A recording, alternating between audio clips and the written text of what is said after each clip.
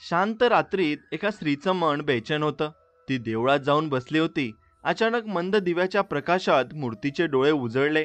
देवीचा स्वर तिच्या कानात उतरला. लेकी, लक्ष दे, मी तुला एक कथा सांगणार आहे. ही कथा साधी नाही. यात भीती आहे, यात वेदना आहेत, पण यात सत्यही दडलंय. जर तू ही कथा ऐकली नाहीस तर तुझ्या आत्म्यावर पापाचं ओझं येईल, पण जर तू मनापासून ऐकलीस तर तुझं आयुष्य बदलून जाईल. स्त्रीच्या डोळ्यात पाणी आलं. ती हात जोडून म्हणाली, आई, मला ऐकायचं आहे, मला सत्य जाणायचं आहे. देवीचा स्वर गंभीर झाला. मग ऐक, एका गावात अशी अफवा पसरली की मंदिरातली देवीची मूर्ती रात्री चालते. भक्तांनो, कथेमध्ये पुढे जाण्यापूर्वी अशाच कथा ऐकण्यासाठी आपल्या चॅनलला सबस्क्राईब करा आणि बाजूला असलेली घंटी दाबा आणि व्हिडिओला एक लाईक करून कमेंटमध्ये जय माता दुर्गा, जय भवानी असं नक्कीच टाईप करा. चला तर मग कथेला सुरुवात करूया.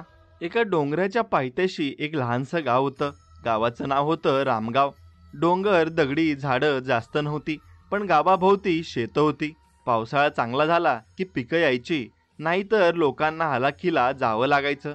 गावातले लोक साधे, मेहनती, कुणाकडे जास्त श्रीमंती नव्हती, पण आपापल्या कामात सगळे गुंतलेले. गावाच्या मध्यभागी एक छोटंसं जुनं मंदिर होतं. ते मंदिर खूप वर्षापूर्वी बांधलं गेलं होतं असं लोक सांगायचे. कोण बांधलं, कधी बांधलं हे कुणाला ठाऊक नव्हतं. सगळे फक्त एवढं म्हणायचे की ते मंदिर खूप प्राचीन आहे. मंदिरात देवीची मूर्ती होती. दगडातली मूर्ती, काळपट झालेली, डोळे थोडे मोठे, चेहरा गंभीर. रोज सकाळी गावकरी तिथं जायचे, दिवा लावायचे, फूल अर्पण करायचे आणि पुजारी रघु नावाचा मध्यमवयीन माणूस तिथं राहत असे. आता तो मूळचा गावचाच, पण लहानपणापासूनच मंदिरातच वाढलेला. आईवडील नाहीत म्हणून लोकांनी त्याला मंदिरातच ठेवून वाढवलं. आता तोच पूजा करायचा आणि गावकऱ्यांसाठी तोच देवाशी बोलणारा माणूस होता. दिवसा मंदिरात गडबड असे, लोक येत जात, पूजा, भजन, पण रात्री मात्र मंदिराभोवती एक विचित्र शांतता असायची. जवळच्या घरातले लोक सांगायचे की रात्री मंदिरातून कधी कधी हलक्या पावलांचे आवाज येतात, पण कुणी फारसं लक्ष द्यायचं नाही. कदाचित मांजर, कदाचित वारा असं म्हणून लोक स्वतःला समजून घ्यायचे. गावात गणू नावाचा गुराखी होता. वयाने तरुण पण थोडा आळशी. त्याचं काम होतं गावची गाई, म्हशी डोंगराच्या पायथ्याशी नेऊन चारणं ठेवणं. आणि एकदा असं झालं की गणू उशिरा परतला. सूर्य मावळत होता आणि तो गावात यायच्या आधी मंदिराजवळून गेला. तेव्हा त्याच्या नजरेला काहीतरी वेगळं दिसलं. मंदिराच्या दारात जणू मूर्ती हलली. गणूने डोळे चोळले. त्याला वाटलं कदाचित त्याची चूक असेल, पण नाही, मूर्ती खरंच पाय पुढे टाकत होती. हळूहळू जणू जिवंत माणूस चालतो तसं. गणू घाबरला. हातातून काठी खाली पडली. तो जोरात पळाला आणि सरळ गावात गेला. गावात शेजारी बसलेल्या लोकांना तो ओरडून सांगू लागला, मी पाहिलं, देवीची मूर्ती मंदिरातून चालली होती. लोक हसू लागले. कुणी म्हणालं, गणू, तू परत दारू पिऊन आलास का? कुणी म्हणालं, अरे वेड्या, असं कधी होतं का? दगड चालतो का? गणू खूप खात्रीने सांगत होता, पण कुणी त्याचा विश्वास ठेवला नाही. त्या रात्री गावात कुजबूज सुरू झाली. काहींना वाटलं गणू खोटं बोलतोय, काहींना वाटलं खरंच काहीतरी आहे, पण कुणी उघडपणे त्याला पाठिंबा दिला नाही. दुसऱ्या दिवशी सकाळी पुजारी रघुने मंदिर उघडलं. त्याला काही वेगळं जाणवलं नाही. मूर्ती तिथेच होती, फुलं तशीच होती, पण तरीही त्याच्या मनात थोडं हलकंसं दडपण आलं. दिवस पुढे जात होते. गणूची गोष्ट लोक विसरायचा प्रयत्न करत होते, पण एके दिवशी अजून विचित्र गोष्ट घडली. गावातले दोन लहान मुलं, मंग्या आणि सोन्या, ते खेळत खेळत मंदिराजवळ गेले. संध्याकाळ झाली होती. दोघं खेळण्यात गुंग होते. अचानक त्यांना मंदिराच्या दरवाजात काही हालचाल दिसली. ते थबकले. मूर्ती थोडी पुढे सरकली. मुलांनी घाबरून एकमेकांचे हात धरले आणि पळत गावाकडे आले. त्यांनी मोठ्यांपुढं सांगितलं, देवी चालली होती. पुन्हा सगळे हसायला लागले. मोठे लोक मुलांना म्हणाले, तुम्ही स्वप्न पाहिलं असेल, खेळताना डोकं गरम झालं असेल. पण हळूहळू सगळ्यांच्या मनात शंकेचं बीज रोवलं. गणूने जे सांगितलं होतं तेच आता मुलंही सांगत होती. गावात चर्चा सुरू झाली.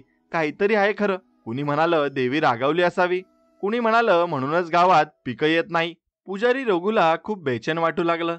त्याला असं वाटलं की काहीतरी रहस्य आहे जे घडत आहे आणि उघड झालं तर कदाचित सगळं बदलून जाईल. रात्र जसजशी गडद होत गेली तसतसं मंदिराजवळ भीतीचं सावट पसरू लागलं. कुणी त्या वाटेने जायचं धाडस करेन असं झालं. फक्त दिवसा लोक पूजा करायला जायचे. आता मंदिर फक्त देवपूजेचं ठिकाण राहिलं नव्हतं, तर ते एक रहस्य, एक भीतीचं ठिकाण झालं होतं. गावात एक गोष्ट लवकर पसरते. कुणाचं लग्न ठरलं, कुणाचं भांडण झालं, कुणी आजारी पडलं, सगळ्यांना लगेच कळायचं. मग इतकी मोठी गोष्ट की देवीची मूर्ती चालताना दिसली, हे तर काणोसा काणोसा करत प्रत्येकाच्या दारी पोहोचलं. गणूने जे पाहिलं होतं तेव्हा लोकांनी त्याला हसून झटकून टाकलं. मुलांनीही तसंच सांगितल्यावर मात्र लोक गंभीर झाले. सकाळी शेतात जाताना, दुपारी विहिरीवर पाणी भरताना, रात्री झोपण्याआधी अंगणात गप्पा मारताना सगळीकडे हाच विषय. गणू वेड्यासारखं ओरडला होता त्या दिवशी. अरे, मुलांनीही सांगितलंय, मग काहीतरी असेलच. मूर्ती चालली म्हणजे देवी रागावली असेल का? रागावली असेल तर गावावर संकट येणार का? लोक मनातून घाबरलेली पण वरकरणी वेगवेगळी तोंड लावत होती. कुणाला विश्वास बसत नव्हता. कुणी खात्रीने सांगत होतं, कुणी हसत होतं, पण आतून सगळ्यांच्या मनात काळजीचं दडपण बसायला लागलं. गावातल्या चौकात दुपारी साधारण 10-12 लोक बसले होते. धुळीने भरलेला रस्ता, बाजूला एक मोठं झाड आणि झाडाखाली दगडी ओटा. इथंच नेहमी गावकरी गप्पा मारायला जमा व्हायचे. त्या दिवशी चौकात गणू, शंकर, बापू, भिक्या आणि आणखी काही लोक बसले होते. विषय अर्थातच मंदिराचाच. गणू चिडून म्हणाला, मी सांगतोय ना, मी माझ्या डोळ्यांनी पाहिलंय. मूर्ती चालली होती. तुम्ही मानत नाही ती वेगळी गोष्ट आहे. शंकर थोडा धाडसी आणि हट्टी स्वभावाचा. त्याने हसत विचारलं, गणू, तू म्हणतोस मूर्ती चालली, पण ती चालून कुठं गेली मग? सकाळी ती पुन्हा जागीच होती. गणूने कपाळावर हात मारला. अरे, मला माहीत नाही, मी काय पाठलाग केला का तिचा? मी एवढंच पाहिलं की ती पाय टाकते, मग मी पळालो. लोक हसू लागले. कुणी म्हणालं गणूच्या डोक्यात भूत शिरलंय. कुणी म्हणालं नाही रे, मुलांनीही पाहिलंय, हे काहीतरी खरं आहे. भिक्या नावाचा म्हातारा म्हणाला, मी लहानपणी ऐकलं होतं, माझ्या आजोबांनी सांगितलं होतं की या मूर्तीमध्ये जीव आहे, ती मूळची कैद केलेली आहे. पण तेव्हा मी हसलो होतो. आता मात्र वाटतं खरंच काहीतरी आहे. या गोष्टीवर चौकात शांतता पसरली. सगळे मनात घाबरले. त्या रात्री गावातल्या बायकाही अंगणात गप्पा मारत होत्या. दिवे मिणमिणत होते. चंद्रप्रकाश अर्धवट पसरला होता. एकीने दुसरीला विचारलं, तुझ्या घरी मुलं जातात का मंदिराजवळ? नाही ग, मी सांगितलंय संध्याकाळ झाली की घरातच राहा. काय माहिती खरं खोटं काय? देवी जर चालत असेल तर ती गाव सोडून चाललीये का, की गावातल्या कुणावर येते? आता अशा प्रश्नांनी भीती अजून वाढत होती. पुजारी रघुच्या मनात फार ताण होता. तो दिवसभर मंदिरात असायचा. सकाळी पूजा, दुपारचं भजन, संध्याकाळी आरती, सगळं तो करायचा. लोक येऊन त्याला प्रश्न विचारायचे, रघु, हे खरं आहे का? देवी चालते का खरंच? रघु गोंधळून जायचा. तो फक्त एवढंच म्हणायचा, मी काही पाहिलं नाही. मूर्ती जिथे आहे तिथेच असते रोज. पण आतून त्याचं मन बेचैन होतं, कारण काही बदल त्यालाही जाणवत होते. मागच्या काही दिवसात मंदिरात विचित्र गोष्टी घडत होत्या. एकदा सकाळी आला तर दिवा विझलेला होता, जरी तो तेलाने भरलेला ठेवला होता. कधी फुलं वेगळ्या ठिकाणी सापडायची. एकदा तर दरवाजा अर्धवट उघडत होता, जरी त्याने घट्ट बंद केला होता. हे सगळं त्याला कुणाला सांगायची हिंमत होत नव्हती, कारण लोक घाबरतील आणि कदाचित त्यालाच दोष देतील. गावात अफवा वाढतच गेल्या. कुणी म्हणायचं रात्री आवाज येतात, कुणी म्हणायचं मंदिराभोवती कुत्रे भुंकतात, कुणी तर असंही म्हणालं, मी पाहिलं मूर्तीने हात हलवला. खरं काय खोटं काय हे कळेनासं झालं. गणूने ठरवलं की तो पुन्हा एकदा रात्री मंदिराजवळून जाणार. पण यावेळी तो एकटाच नाही गेला, त्याच्यासोबत शंकरही गेला. दोघं संध्याकाळी मंदिराजवळ थांबले. चंद्रप्रकाश हलका होता. हवा थंडगार होती. मंदिरात दिवा लुकलुकत होता. गणू दचकून म्हणाला, पाहिलंस का, दार हलतंय जरा. शंकर डोळे बारीक करून पाहू लागला. दार खरंच हल्ल्यासारखं वाटलं, पण लगेच सगळं शांत झालं. ते दोघं तिथून पळत गावाकडे आले आणि शंकरला खात्री झाली काहीतरी आहे खरं, पण तो अजूनही नक्की मूर्ती चालते हे मानायला तयार नव्हता. त्याच्या मनात आता जास्त प्रश्न होते. दुसऱ्या दिवशी सकाळी चौकात जमलेल्या लोकांना गणू आणि शंकरने सांगितलं, दार हल्लं होतं, आमच्या डोळ्यांनी पाहिलं. यावर पुन्हा गदारोळ, हे असं चालणार नाही, आपल्याला सगळ्यांनी मिळून काहीतरी करायला हवं. हो, नाहीतर उद्या देवी गाव सोडून गेली तर, किंवा रागावली तर. गावात पहिल्यांदाच बैठक बोलावली गेली. गावाच्या चौपाळीत सगळे जमले. दिव्यांच्या प्रकाशात गंभीर चेहरे दिसत होते. रघु पुढे बसला होता आणि मोठी माणसं एका बाजूला, तरुण एका बाजूला. बापू काका म्हणाले, गावात भीती पसरलीये, काहीतरी खरं खोटं ठरवायला हवं. शंकर उभा राहिला. मी म्हणतो आपण धाडस करूया, 5 माणसं रात्री मंदिरात थांबू, मग खरं काय ते कळेल. गणूने घाबरून डोकं हलवलं. मी नाही बसणार तिथं, मी पाहिलंय माझ्या डोळ्यांनी, पुन्हा नाही जाणार. लोकांमध्ये कुजबूज सुरू झाली. शेवटी ठरलं की काही धाडसी माणसं मंदिरात राहतील आणि मग सत्य बाहेर येईल. तो निर्णय जरी झाला तरी गावातली भीती काही कमी झाली नाही. उलट लोक अजूनच घाबरले, कारण आता त्यांना खात्री पटली की मंदिरात काहीतरी आहे. आता गावातल्या चौपाळीत बैठक झाल्यानंतर लोकांच्या चेहऱ्यावर जरा गंभीर छटा पसरली. जेवढं बोलणं झालं त्यानंतर सगळ्यांना वाटलं आता किमान एकदा तरी खरं खोटं पाहिलंच पाहिजे. ठरलं की 5 माणसं त्या रात्री मंदिरात थांबतील. आता शंकर, तरुण, धाडसी पण आतून उत्सुक. रघु, पुजारी, जबाबदारी त्याच्यावरच. बाप्पू, गावातला अनुभवी म्हातारा, लोकांचा विश्वासू. गणू, जरी घाबरट असला तरी लोकांनी त्याला जबरदस्तीने नेलं, कारण मूळ अनुभव त्याने सांगितला होता. भिक्या, गावातला शांत स्वभावाचा माणूस पण आतून श्रद्धाळू. आता हे 5 जण ठरले. बाकीचे गावकरी मंदिराबाहेर थांबणार होते, पण जायचं धाडस फक्त या 5 करायचं होतं. रात्र झाली, आकाशात तारे चमकत होते, वारा थोडा थंडसर वाहत होता. गावात सगळीकडे शांतता, फक्त कुठेतरी कुत्र्याचं भुंकणं ऐकू येत होतं. 5 जण हळूहळू मंदिराकडे निघाले. लोकांनी त्यांना थांबवण्याचा प्रयत्न केला नाही, पण सगळे दूरवर बघत होते. मंदिराजवळच पोहोचल्यावर रघुने दरवाजा उघडला, दिवा पेटवला. आत मूर्ती समोर उभी होती. तीच काळपट, गंभीर चेहरा, मोठे डोळे. पाहता क्षणी कुणाला वाटणार नाही की मूर्ती काही हलू शकते. शंकरने थोडं हसतच म्हटलं, पहा, जिवंत वाटते का? दगडच आहे, पण तरीही पाहूया आज काय होतंय. ते सगळे मंदिरात पायरीवर बसले. रघुने मंत्र म्हटले, दिव्याला तेल घातलं. मग सगळ्यांनी ठरवलं की ते इथेच जागे राहतील. पहिला तास नुसतं बघण्यातच गेला. सगळं अगदी शांत, फक्त दिव्याचा उजेड थोडा हलताना दिसत होता. गणू घाबरून आजूबाजूला बघत होता. तो कुजबुजला, मी सांगतोय ना, रात्री मूर्ती हलते, तुम्हाला दिसेलच. बापूने त्याला शांत केलं. गणू, गप्प बस. जर खरंच असं काही असेल तर आपण सगळे पाहू, तू जरा स्थिर बस. दुसरा तास गेला, अजूनही काही झालं नाही. फक्त बाहेर वारा वाहत होता, पानं हलत होती. मंदिरातली हवा थोडी थंडसर झाली होती. भिक्या जरा डोळे मिटून बसला होता. त्याने अचानक डोळे उघडले आणि म्हटलं, मला वाटलं जणू पावलांचा आवाज आला.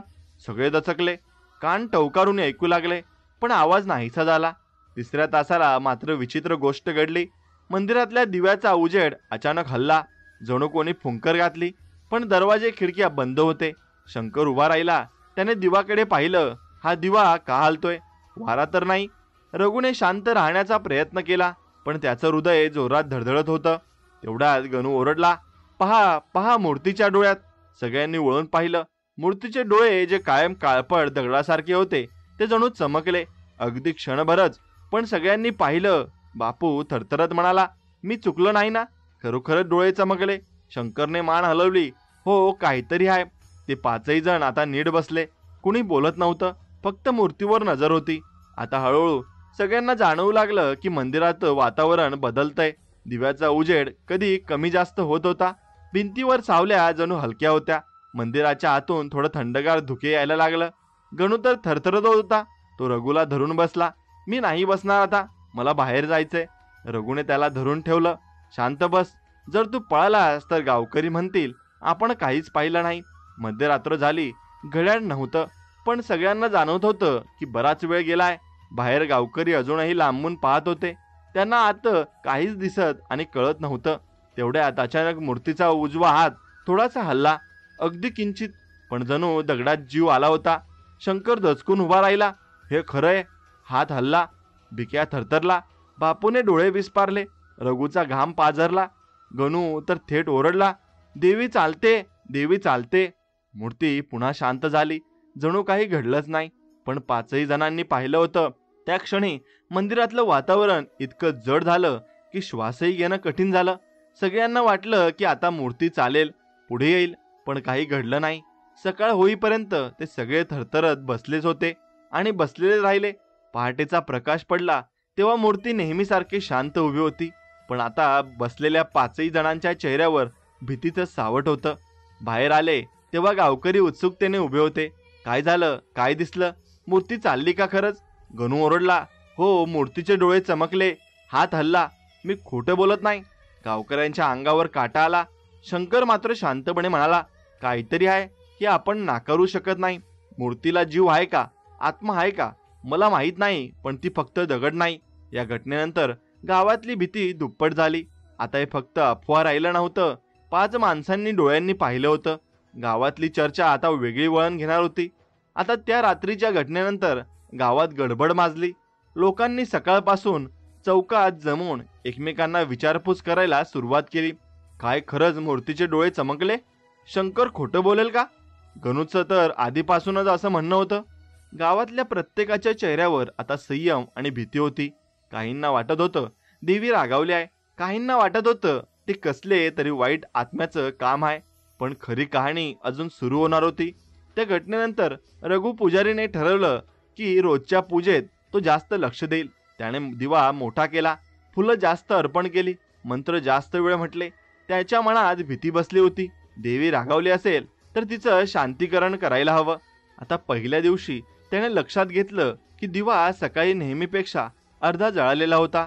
साधारण इतक्या वेळात तो पूर्ण जळून जायचा, पण यावेळी जास्त वेळ टिकला होता. हे चांगलं लक्षण आहे का वाईट, असं त्याच्या मनात आलं. दुसऱ्या दिवशी सकाळी लोक मंदिरात गेले. त्यांनी पाहिलं की फुलं मूर्तीच्या पायाशी पडलेली होती, पण रात्री ती रघुने डोक्यावर ठेवली होती. गणू लगेच म्हणाला, मी सांगितलं होतं मूर्ती हलते म्हणूनच फुलं खाली पडली. लोकांनी एकमेकांकडे पाहिलं. काहींनी मान हलवली, काहींनी नकार दिला, पण मनातून कुणीही सहजतेने दुर्लक्ष करू शकत नव्हतं. तिसऱ्या दिवशी तर अजून विचित्र गोष्ट दिसली. मंदिराचं दार अर्धवट उघडं होतं. रघुने ते रात्री स्वतः बंद केलं होतं. त्याला आठवत होतं त्याने लाकडी कडी घट्ट लावली होती, तरी सकाळी दार अर्ध उघडं. गावकरी थक्क झाले. दार उघडं होतं म्हणजे कोणीतरी आत आलंय, पण आत पायाचे ठसे दिसत नाहीत. मग उघडलं कोणी? लोकांच्या मनातलं दडपण आता दुप्पट झालं. सकाळ संध्याकाळ गावात मंदिराबद्दलच बोलणं चालू झालं. कुणी म्हणालं रात्री देवी बाहेर जाते आणि सकाळी परत येते. कुणी म्हणालं देवी गावाला सोडून चालली आहे, तर कुणी ठामपणे म्हणालं ही देवी नाही तर काहीतरी अपशगुन आहे. गणूला आता गावात थोडं महत्त्व येऊ लागलं, कारण सुरुवातीला ज्याला खोटारडा म्हणत होते त्याची गोष्ट खरी ठरत होती. तो चौकात उभा राहून सगळ्यांना सांगायचा, मी सुरुवातीपासूनच म्हणतोय देवी चालते. आता सगळ्यांनी पाहिलं ना. लोक त्याच्याकडे भीतीने पण आदराने बघू लागले. एका रात्री पुन्हा काही बदल घडले. शंकरने स्वतः ठरवलं की तो पुन्हा मंदिराजवळ जाईल. यावेळेस तो आता थांबला नाही, पण मंदिराच्या मागच्या बाजूला लपून बसला. मध्यरात्री त्याला हलकेसे आवाज ऐकू आले आणि जणू दगडावरून दगड घासल्याचा आवाज त्याने काळजीपूर्वक डोकावलं. आता त्याला मंदिराचं दार थोडं हलताना दिसलं. दिवा मंद झाला आणि सावलीसारखं काहीतरी मूर्तीच्या मागून पुढं सरकतंय असं त्याला भासलं. शंकरचं हृदय धडधडायला लागलं. तो पळून गेला नाही, पण सकाळी गावकऱ्यांना सांगितलं, मी पाहिलं मूर्ती हलते, दार स्वतः हललं, काहीतरी आहे. आता गावात ही गोष्ट वाऱ्यासारखी पसरली. दुसऱ्या दिवशी मंदिरात जाणाऱ्या बायकांनी अजून एक गोष्ट पाहिली. मूर्तीच्या पायाशी मातीत पाऊलखुणा दिसत होत्या. त्या पाऊलखुणा माणसासारख्या नव्हत्या, लांबट खोलवर गेलेल्या, जणू जड भार चालला आहे. बायकांनी आरडाओरडा केला. सगळं गाव धावत आलं. पाऊलखुणा स्पष्ट दिसत होत्या. कुणी म्हणालं त्या मंदिराबाहेर जातात, कुणी म्हणालं आत येतात. गावात थरार पसरला. पुजारी रघुने या सगळ्यांमुळे स्वतःवर प्रचंड भार असल्यासारखं वाटायला लागलं. लोक त्याला प्रश्न विचारायचे, हे काय आहे, देवी रागावली का, आपण काय करावं? रघुला उत्तर द्यायचं काही सुचत नसे. तो फक्त म्हणायचा, देवीला संतोष करण्यासाठी आपण सगळे मिळून भजन करूया. त्याने लोकांना दररोज संध्याकाळी मंदिरात बसायला लावलं. लोक भजन करायचे, पण मनापासून सगळ्यांच्या डोळ्यात एकच प्रश्न, देवी खरंच जिवंत आहे का? हळूहळू मंदिराभोवतीची हवा लोकांना वेगळी जाणवू लागली. रात्री मंदिराकडे गेलं की थंडी जास्त वाजायची आणि कुणी मंदिराजवळ आली की कुत्री भुकायची. शेपूट आत घेऊन पळून जायची. मंदिराजवळच्या झाडावर घुबडं रात्री ओरडायला लागले. ही सगळी लक्षणं गावकऱ्यांना अपशगुन सारखी वाटली. एका रात्री मात्र आणखी मोठा बदल झाला. रघु नेहमीप्रमाणे दरवाजा बंद करून गेला. दुसऱ्या दिवशी सकाळी आला तर त्याला दार उघडं दिसलं. आत मूर्ती समोरच होतीच, पण तिच्या पायाशी एक दगड पडलेला होता. तो दगड मूर्तीच्या हातातल्या गदेसारखा दिसत होता. लोक दचकले. देवीने गदा खाली टाकली का? मग ती रिकाम्या हाताने चालली असेल का? ही गोष्ट गावभर वाऱ्यासारखी पसरली. गावात आता रोज रोज नवीन बदल दिसत होते. मूर्ती जणू काहीतरी सांगत होती, काहीतरी करायला निघाली होती. गणू आता गावात ओरडून सांगत होता, मी सांगितलं होतं. आता सगळ्यांना दिसतंय ना. लोक त्याला वेड्यासारखं हसत नव्हते, उलट त्याच्याकडे घाबरत बघत होते. आता या सगळ्यांमुळे गावात तणाव वाढला. लोक आता शेतात विहिरीवर आणि चौकात सगळीकडे फक्त मंदिराच्याच गोष्टी करत होते. कुणाला कामात मन लागत नव्हतं. गावाची भीती आता एवढी वाढली होती की कुणालाही रात्री मंदिराकडे पाहायचं धाडस नव्हतं. गावात दिवसांगणिक भीती वाढत होती. सकाळपासून संध्याकाळपर्यंत लोक काम करत, पण चर्चेचा विषय एकच, मंदिर आणि दार उघडं का असतं, फुलं पायाशी का पडतात, पाऊल खुणा कुठून येतात. सगळ्यांच्या चेहऱ्यावर भीतीचं सावट होतं. पण या सगळ्यात एकटा शंकर मात्र वेगळा दिसत होता. तो आतून घाबरलेला असला तरी वरकरणी तो धाडस दाखवत होता. लोक त्याला विचारायचे, शंकर तुला नाही वाटत काहीतरी वाईट घडणार?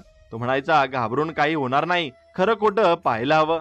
एका संध्याकाळी चौकात पुन्हा गप्पांचा फंड रंगला होता. गणू सतत ओरडत होता, मी पाहिलंय, तुम्ही मला वेडं म्हणलात, पण आता रोज बदल दिसतात ना. बापू काका गंभीरपणे म्हणाले, हे असं रोज रोज झालं तर गावात संकट येईल. शंकर उठला आणि ठाम आवाजात म्हणाला, मी आज रात्री मंदिरातच एकटाच थांबणार. तुम्ही सगळे बाहेरून पहा. उद्या सकाळी मी जे काही सांगेन ते मान्य करा. गावात गोंधळ उडाला. कुणी म्हणाला, शंकर हे वेडेपण आहे. कुणी म्हणाला, तो धाडस करतोयस पण सावध राहा. पण शंकरच्या चेहऱ्यावर एक हट्ट दिसत होता. त्या रात्री गावकरी सगळे जागे होते. कुणालाही झोप येत नव्हती. शंकरने फक्त एक काठी, एक तेलाचा दिवा आणि एक पाण्याची बाटली घेतली. रघु पुजारीने त्याला समजावलं, शंकर तुला काही विचित्र वाटलं तर मंत्र म्हटले लक्षात ठेव आणि देवीला मनापासून वंदन करत जा. शंकरने मान हलवली, मी घाबरणार नाही, मला खरं पाहायचं आहे. गणू मात्र भीतीने थरथरत म्हणाला, मी तुझ्या सोबत आलो असतो पण मला नाही शक्य, तू सांभाळून जा. शंकर एकटाच मंदिरात गेला. दारं बंद करून त्याने दिवा पेटवला. मूर्ती समोर उभी होती, तशीच शांत काळपट दगडाची, पण शंकरला वाटलं तिचे डोळे जणू थोडे जिवंत भासत होते. तो पायरीवर बसला, काठी हातात होती. आजूबाजूला पसरलेली शांतता इतकी दाट होती की प्रत्येक आवाज मोठा वाटत होता. दिव्याचा लुकलुकणारा आवाज, एखाद्या पानाचं पडणं, दूरवरच्या कुत्र्याचं भुकणं. पहिल्या तासात काही झालं नाही. शंकर मूर्तीवर नजर ठेवून होता. तो मनाशी म्हणाला, सगळं खोटं बोलतात, कदाचित मूर्ती हल्ले कशी आणि दगड म्हणजे दगडच. पण आतून त्याचं हृदय वेगाने धडधडत होतं. दुसऱ्या तासाला दिव्याचा उजेड जरा हरू लागला. हवा जड झाली. शंकरने पाण्याचा घोट घेतला आणि पाय घट्ट रोवले. तेवढ्यात त्याला मंद आवाज आला, जणू दगडावरून काहीतरी ओढल्याचा. त्याचं शरीर थरथरलं. त्याने नीट पाहिलं. मूर्ती अजूनही जागीच होती, पण तो आवाज नक्की होता. आता मात्र खरी घटना घडली. शंकरने पाहिलं, मूर्तीचा डावा हात थोडा हल्ला, अगदी क्षणभर, पण हल्ला. त्याचं हृदय घशात आलं, पण तो पळाला नाही. त्याने स्वतःला समजावलं, नाही, मला पाहायचं आहे. जर ती चालली तर मी डोळ्यांनी बघणार. मंदिरात आता थंडी पसरली होती. दिव्याचा उजेड हलका झाला. आता रात्र सरकत होती. शंकर डोळे मिटून मंत्र म्हणू लागला, जयदेवी जयदेवी. आता तेवढ्यात त्याला जाणवलं की मूर्ती समोरून थोडं पुढं आली आहे. आणि हो, अगदी थोडीच. पण जी मूर्ती पायरीवर घट्ट बसलेली होती, आता जणू पुढं सरकली होती. शंकरच्या कपाळावर घाम आला. त्याला स्वतःवर राग आला. मी हे का ठरवलं? पण नाही, आता पळायचं नाही. बाहेर गावकरी थोड्याच अंतरावर पाहत होते. मंदिरात दिवा लुकलुकताना दिसत होता, पण आता काय घडतंय हे त्यांना माहीत नव्हतं. शंकर मात्र आत बसून मूर्तीच्या प्रत्येक हालचालीकडे लक्ष देत होता. तेवढ्यात अचानक दिवा विझला. मंदिर पूर्ण काळोखात बुडालं. शंकरने काठी घट्ट धरली आणि त्याला पावलांचा आवाज ऐकू आला, जड, थंड, हळूहळू चालणारा. त्याने डोळे विस्पारले. काळोखात त्याला मूर्ती हलताना दिसली. आता हो, शंकरने स्वतःच्या डोळ्यांनी पाहिलं. मूर्ती पाय पुढे टाकत होती. एक, दोन, हळूहळू, जणू दगडातला जीव जागा झाला होता. शंकरच्या अंगावर काटा आला, पण त्याच्या मनात एकच विचार, हे खरं आहे? देवी खरंच चालते? तो तिथून उठला नाही, पण थरथरत जागेवर बसून राहिला. काही वेळाने मूर्ती पुन्हा आपल्या जागेवर उभी होती आणि दिवा आपोआपच पेटला. मंदिरात शांतता पसरली. पहाटेचा प्रकाश पडला. शंकर मंदिराबाहेर आला. त्याचा चेहरा फटका पडलेला आणि डोळ्यात भीती, पण त्याच वेळी खात्री की गावकरी धावत आले. आणि काय झालं, काय पाहिलंस? शंकरने थरथरत सांगितलं, मी पाहिलं, देवी चालते, मी माझ्या डोळ्यांनी पाहिलं. गावकऱ्यांच्या अंगावर काटा आला. कुणी कुजबुजलं, मग आता गावाचं काय होणार? कुणी कपाळावर हात मारला. कुणी पुटपुटलं, देवी रागावली आहे. गणू तर लगेच पुढे आला आणि ओरडला, मी सुरुवातीपासून सांगतोय, मला कोणी ऐकलं नाही. आता तरी मानता का? लोक आता त्याला हसले नाहीत, उलट त्याच्याकडे घाबरून बघत होते. बापू काका गंभीर चेहऱ्याने म्हणाले, मग आता गावाचं मोठं संकट आलंय. जर देवी खरंच चालत असेल तर याचा अर्थ ती स्थिर राहिली नाही. देवता जर जाग्या झाल्या तर काहीतरी मोठं घडणार आहे. लोकांच्या आग्रहाने शंकरने सगळं सांगायला सुरुवात केली. त्याने तपशीलवार सांगितलं. सुरुवातीला दिवा विझला, मग पावलांचे आवाज आले, मूर्तीचा हात हलला आणि शेवटी मी स्वतः पाहिलं ती पाय टाकते. आणि गावकरी थक्क होऊन ऐकत होते. कुणाच्या अंगावर काटा आला, कुणी ओठ चावले, कुणी डोळे मिटून हात जोडले. त्या दिवशी गावात कामाचं काहीच झालं नाही. शेती ही रिकामी, बैल जखडलेले राहिले. बायकांनी ओटा अर्धवट सोडला. सगळीकडे एकच चर्चा, शंकरनं काय पाहिलं. दुपारी चौकात पुन्हा लोक जमले. आता काय करायचंय, कोणीतरी विचारलं. जर देवी चालते तर ती कुठं जाते? दुसऱ्याने विचारलं, आपल्यावर संकट येणार का? तिसरा म्हणाला, गावातल्या वातावरणात एक विचित्र दडपण आलं होतं. आता प्रत्येकाच्या चेहऱ्यावर भीती, पण त्याचबरोबर कुतूहलही होतं. शंकर दिवसभर शांत राहिला. लोक त्याच्या भोवती गर्दी करत होते, पण त्याच्या डोळ्यात अजूनही रात्रीचं भय होतं. तो स्वतःला धाडसी दाखवत होता, पण मनातून तो हादरलेला होता. त्याच्या मनात सतत मूर्तीची चालती आकृती दिसत होती. पावलांचे आवाज अजूनही कानात घुमत होते. रात्रीची थंडी अजूनही अंगात शिरल्यासारखी वाटत होती. त्याला जाणवत होतं, आता त्याचं आयुष्य पूर्वीसारखं राहणार नाही. लोक वेगवेगळे अंदाज लावत होते. कुणी म्हणालं, देवी गाव सोडून चालली आहे, आपण पापी झालो म्हणून ती निघून जाते. कुणी म्हणाला, देवी रागवली आहे, आपल्यावर संकट येणार. कुणी म्हणाला, ही देवी नाही, काहीतरी वाईट शक्ती मूर्तीच्या रूपात आली आहे. हे ऐकून लोक अजून घाबरले. कुणी घराबाहेर मुलांना सोडायला तयार नव्हतं. रघु पुजारीवर प्रचंड भार आला. लोक त्याला विचारू लागले, आता काय करायचंय? तू पुजारी आहेस, तुला माहिती असलं पाहिजे. रघु गोंधळला होता. त्याला स्वतःलाही काही सुचत नव्हतं. तो फक्त म्हणाला, आपण देवीचं भजन करूया, तिच्या पायाशी प्रार्थना करूया, कदाचित ती शांत होईल. पण लोकांना ते पुरेसं अपुरं वाटत होतं आणि त्यांना वाटत होतं की काहीतरी मोठं करायला हवं. गणू चौकात उभा राहून मोठमोठ्याने बोलू लागला, मी पहिल्यांदा सांगितलं होतं, तुम्ही मला वेडा म्हणलात. आता काय झालं? शंकरनेही पाहिलं ना, मी खोटं बोललो नव्हतं. लोक त्याच्याकडे भीतीने बघत होते, पण आता कोणी त्याला चिडवत नव्हतं. बापू काका शांतपणे म्हणाले, गावकरी हो, हे खेळ नाही. जर खरंच मूर्ती चालत असेल तर आपल्याला सावध राहायला हवं. असं काही मी आयुष्यात पाहिलं नाही, पण माझे आजोबा सांगायचे, देव जागा झाला की गावावर संकट येतं. लोकांनी त्याचा सल्ला मान्य केला, पण तरीही प्रश्न होता, काय करायचं? त्या रात्री गावात कुणालाही झोप लागली नाही. बायकांनी मुलांना अंगणाऐवजी घरातच झोपवलं. पुरुष घराबाहेर बसून राहिले. कुत्रे सतत भुंकत होते, घुबडं ओरडत होती. लोकांना वाटत होतं, कधी मूर्ती मंदिरातून बाहेर येईल आणि गावात चालायला लागेल. दुसऱ्या दिवशी सकाळी पुन्हा चौकात बैठक झाली. आता काय करायचं? लोक विचारू लागले. काहींनी सुचवलं, आपण पुन्हा शंकरला रात्री मंदिरात बसवूया. शंकर घाबरला. तो म्हणाला, मी एकदा पाहिलंय, अजून किती वेळा पाहायचं? पण लोक त्याला नायक मानू लागले होते. त्याला वाटलं, फक्त शंकराकडे धाडस आहे. शंकरने जे पाहिलं त्यामुळे गावात भीती आणि खळबळ माजली. आता शंकरनं पाहिलेल्या घटनेनंतर 2 दिवस गावभर गोंधळ आणि भीतीचं वातावरण पसरलं होतं. कुणालाही नीट झोप लागत नव्हती. मुलं रडायची, बायका देवाची प्रार्थना करायच्या आणि पुरुष चौकात बसून उशिरापर्यंत चर्चा करत राहायचे. सगळ्यांच्या मनात आता एकच प्रश्न, आता काय करायचं? एका संध्याकाळी सूर्य मावळला तर चौकात लोक जमायला लागले आणि दगडी ओट्यावर बापू काका बसले होते. त्यांच्या चेहऱ्यावर गंभीर छटा होती.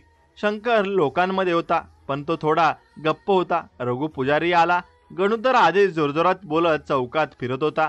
लोक एकमेकांना विचारत होते, हे असं किती दिवस चालणार? देवी रोज चालते हे खरं असेल तर गावावर संकट ओढवणारच. आपल्याला काहीतरी उपाय करायला लागेल. बापू काकांनी हात उचलला आणि सगळं शांत झालं.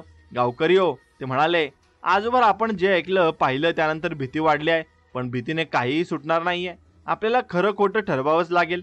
लोकांची नजर शंकरावर गेली आणि ती कुणी म्हणालं, शंकर धाडसी आहे, त्याने एकट्याने पाहिलं. आपण सगळे मिळून पाहिलं तर नक्की कळेल. शंकरने डोकं खाली घातलं. त्याच्या मनात अजूनही मूर्तीची चालती सावली दिसत होती. त्याला पुन्हा रात्री मंदिरात जायचं नव्हतं आणि पण गावकऱ्यांचा नजरा त्याच्याकडे होत्या. आणि शंकर हळू आवाजात म्हणाला, मी पाहिलंय ते खरं आहे, पण एकटा मी किती पाहणार? जर खरंच तुम्हाला खात्री असेल तर आपण सगळे मिळून पाहायला हवं. लोकांनी एकदम होकार दिला. सभेत ठरलं, त्या रात्री 5-6 जण नाही तर 10-12 धाडसी पुरुष मंदिरात थांबतील. बाकी लोक मंदिराभोवती जमून बाहेरून पहारा देतील. जे काही दिसेल ते दुसऱ्या दिवशी सगळ्या गावाला सांगितलं जाईल. हा निर्णय ऐकून लोकांच्या अंगावर काटा आला, पण आता भीतीसोबत एक उत्सुकताही होती. आज सत्य नक्की उघड होईल. त्या रात्री गावात कोणीही झोपलं नाही. बायका दिवे लावत होत्या. मुलं आईच्या मिठीत बसली होती. पुरुष मशाली काट्या घेऊन तयार होते. आणि शंकर, रघु पुजारी, बापू काका, गणू, भिक्या हे तर होतेच, शिवाय अजून 7-8 तरुण तयार झाले. हे सगळे मंदिरात जाणार होते. बाकीचे लोक मंदिराभोवती बसणार होते. आता मध्यरात्र जवळ आली. 10-12 पुरुष मंदिरात गेले. आत दिवा लावला होता आणि मूर्ती समोर उभी होती. नेहमीसारखी शांत, पण त्या शांततेतही सगळ्यांना जाणवत होतं की काहीतरी अस्वस्थ आहे. आता शंकरने ठरवलं की तो यावेळेस डोळ्यात झोप येऊ देणार नाही. त्याने तरुणांना सांगितलं, आपण सगळे नीट लक्ष ठेवू, कुणी डुलकी काढायची नाही. लोक मान हलवून बसले.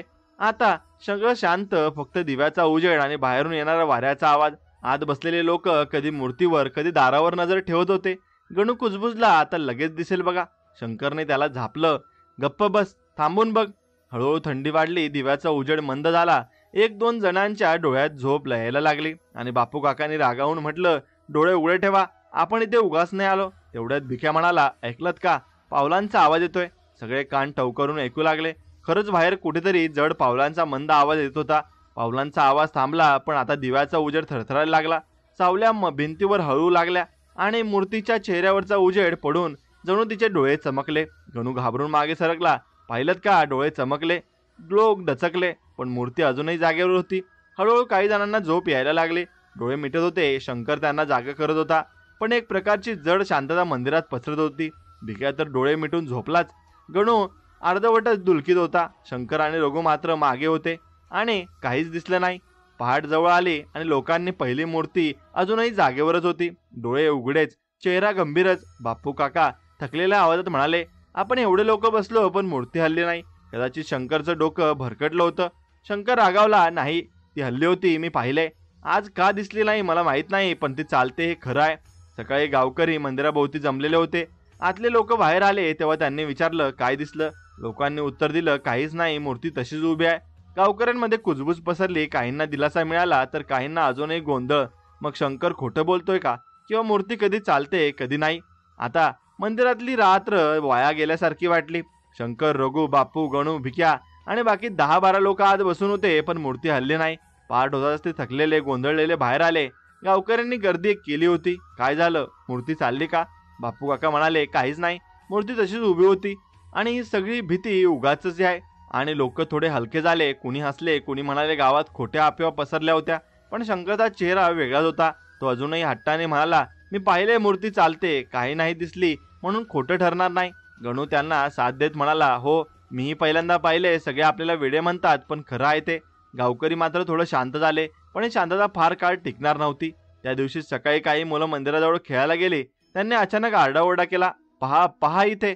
गावकरी धावत गेले. मंदिराच्या पायऱ्यांसमोरच्या मातीत पाऊलखुणा दिसत होत्या. साध्या पाऊलखुणा नव्हत्या, त्या खोल होत्या, जणू फार जड वजनाचं काहीतरी चाललंय. पाऊल लांबट होतं, माणसासारखं नाही. खुणा मंदिराच्या आतून बाहेर गेल्यासारख्या होत्या. लोक थक्क झाले. गणू मोठ्याने ओरडला, पहा, आता तरी विश्वास ठेवता का. मूर्ती चालली होती म्हणून या खुणा पडल्या. लोकांनी एकमेकांचे हात धरले. बायका घाबरून मागे सरकल्या. मुलं आईच्या मागे लपली. कुणीतरी कुजबुजलं, ही मानवी पावणू खुणा नाहीत. दुसरं म्हणालं, मग देवीच्या आहेत का. तिसरं म्हणालं, देवतेची पावलं एवढं भारी असतं का, हे काहीतरी वेगळंच आहे. गावावर पुन्हा भीतीचं सावट आलं. रघुपुजारीने पाऊल खुणा नीट पाहिल्या. त्याचं मन घाबरलं. तो लोकांना काही समजवण्याचा प्रयत्न करत होता. ही पाऊल खुणा कदाचित कुठल्या तरी प्राण्याच्या असतील, घाबरू नका. पण कुणी ऐकत नव्हतं. लोक म्हणाले, प्राणी मंदिरात कसा गेला असता, दरवाजा बंद होता, या खुणा आतून बाहेर आल्या आहेत. रघुला उत्तर देता आलं नाही. त्याला स्वतःला समजत नव्हतं हे काय आहे. संपूर्ण दिवस गावात या पाऊल खुणांची चर्चा होती. लोक शेतात कामाला गेले नाहीत. बायकांनी स्वयंपाक अर्धवट सोडला. सगळे मंदिराजवळ येऊन त्या खुणा बघत राहिले. कुणी त्या खुणांना हात लावून पाहिलं. त्या इतक्या खोल होत्या की साध्या माणसाच्या पायाने तशा पडणं शक्यच नव्हतं. गणू सतत सांगत राहिला, देवी रात्री बाहेर गेली होती. कुठं गेली कुणाला माहित नाही, पण सकाळी परत आली म्हणून मूर्ती जागेवर आहे. लोक आता त्याचं बोलणं नाकारू शकत नव्हते. संध्याकाळी पुन्हा बैठक झाली. बापू काका म्हणाले, हो, आता धोकादायक आहे. मूर्ती चालते तेवढंच नाही तर ती बाहेरही जाते. कुठं जाते, का जाते हे जर कळलं नाही तर आपल्यावर संकट येईल. लोकांनी मान डोलावली. कोणीतरी विचारलं, आपण माग काढायचा का तिचा. हा विचार ऐकून सगळ्यांचे अंग शहारले. मूर्तीच्या मागे जाणं म्हणजे स्वतःच्या मृत्यूला बोलावणं आहे. कुणीतरी पुटपुटलं. शंकरने मात्र ठाम आवाजात म्हटलं, जर ती चालते आणि बाहेर जाते तर तिच्या मागे कोणीतरी जायलाच हवं, नाहीतर हे रहस्य कधी सुटणार नाही. लोक गोंधळले. काहींनी विरोध केला, काहींनी शंकरचं धैर्य मान्य केलं. रघुपुजारी मात्र चिंताग्रस्त झाला. त्याने शंकरला बाजूला घेऊन म्हटलं, हे काम सोपं नाही. देवीच्या मागे जाणं म्हणजे तिला रागवणं आहे. यातून आपल्याला संकट कोसळेल. शंकर म्हणाला, संकट आधीच आलंय रघु, आता ते समजावून घ्यायचं, नाहीतर गाव संपेल. त्या रात्री गावात अजून जास्त भीती पसरली. कुत्रे सतत भुंकत होते. घुबडं मंदिराभोवती ओरडत होती. मुलांना स्वप्न पडत होती मूर्ती घरात आली असं. लोकांनी अंगणात झोपायचं बंद केलं. दारं खिडक्या बंद करून बसले. त्या रात्री कुणालाही झोप लागली नाही. आणि कारण सगळ्यांच्या डोळ्यासमोर फक्त एकच दृश्य होतं, मातीतल्या त्या पाऊल खुणा. आता मंदिराबाहेर दिसलेल्या पाऊल खुणांनी गावात एकच वादळ उभं केलं होतं.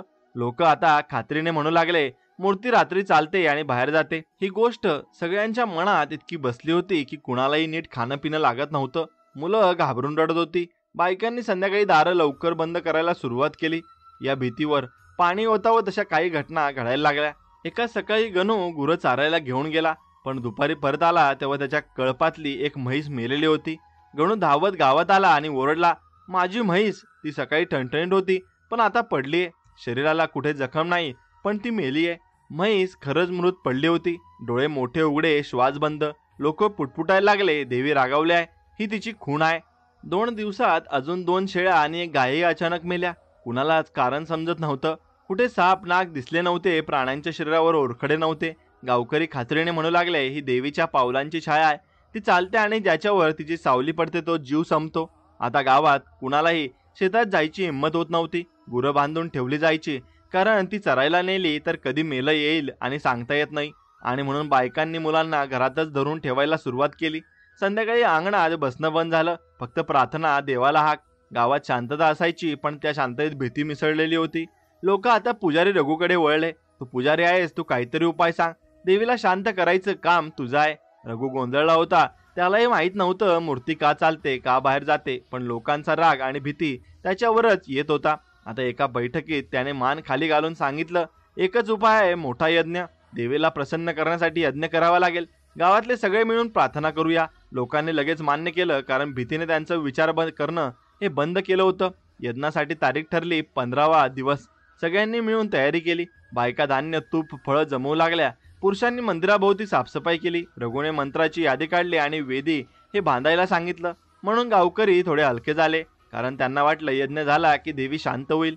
शंकर मात्र मनातून गोंधळलेला होता. त्याने मूर्ती चालताना डोळ्यांनी पाहिले होतं आणि त्याला वाटत होतं की देवी जर खरंच चालते तर तिच्या मागे कोणीतरी जाणं गरजेचं आहे. फक्त यज्ञाने काही होणार नाही. त्याने रघुला विचारलं, तुला खरंच वाटतं यज्ञाने देवी शांत होईल? रघु म्हणाला, मी वेगळं काय सांगू शकेन. गावकऱ्यांना काहीतरी दिलासा हवाय. मला माहिती नाही खरं उत्तर काय. शंकर शांत झाला, पण त्याच्या मनात शंका अजून घट्ट बसली. यज्ञाच्या तयारीत असतानाच अजून विचित्र गोष्ट घडली. एका सकाळी काही मुलांनी मंदिराच्या मागच्या बाजूला पुन्हा पाऊल खुणा पाहिल्या. यावेळेस त्या खुणा जंगलाच्या दिशेने जात होत्या. लोक धावत आले, पहा, पुन्हा मूर्ती बाहेर गेली होती. या खुणा जंगलाकडे जात आहेत. आणि गावकरी खूप घाबरले. कोणी त्या खुणांचा माग काढायचा धाडस केलं नाही, पण सगळ्यांना खात्री झाली मूर्ती रात्री मंदिर सोडून जंगलात जाते. यज्ञाच्या आधीच गावात इतकी भीती पसरली होती की लोकांनी शेतात जाणं जवळपास बंद केलं. कुणाला वाटत होतं ही देवी रागावली आहे, कुणाला वाटत होतं वाईट आत्मा मूर्तीवर बसलाय. गणू मात्र चौकात उभा राहून सतत सांगत राहिला, मी पहिल्यांदा सांगितलं होतं, आता बघा, प्राणी मरतायत, पाऊल खुणा दिसतायत, हे सगळं देवीमुळेच आहे. लोक आता त्याला वेड न म्हणता ऐकू लागले. आता परिस्थिती अशी होती, मूर्ती चालते हे लोकांना पटलेलं होतं. म्हणून यज्ञाचा दिवस अखेर उजाडला. सकाळपासूनच धावत गावात धावपळ सुरू झाली. बायका धान्य, फळं, तूप, खोबरे, धूप, दीप घेऊन आल्या. पुरुषांनी लाकडं गोळा करून वेदी सजवली आणि मंदिराभोवती मोठं मंडप बांधण्यात आलं. पुजारी रघुने गावकऱ्यांना सांगितलं, आज रात्री आपण देवीला प्रसन्न करायचं. सगळ्यांनी मनापासून प्रार्थना करा. कुणी हे गोंधळ करू नये. लोकांच्या चेहऱ्यावर भीती होती, त्याचबरोबर एक आशाही होती. आज देवी शांत होईल.